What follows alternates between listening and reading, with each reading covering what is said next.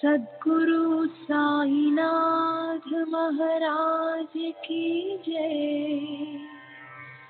सद्गुरु श्री साईनाथुनि शरद बाबूजी की जय। సాయి వంటి దైవంబు లేడు లేడు. ప్రజలందరి నోట సాయి నామం పలకాలి, సర్వత్రా సాయి రూపం రంజిల్లాలి. ముజ్జగాలు సాయి మహిమతో ముప్పిరిగొనాలి.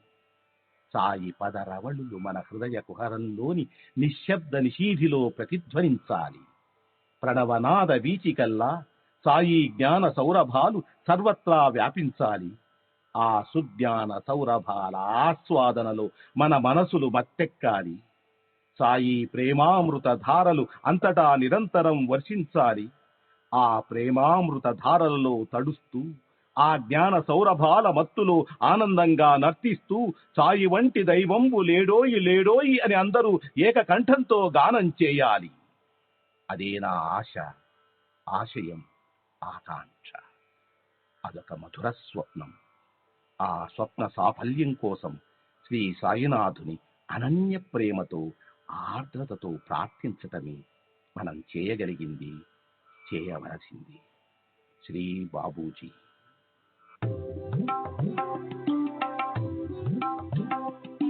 సాయి బాబా, సాయి బాబా, సాయి బాబా, సాయి బాబా.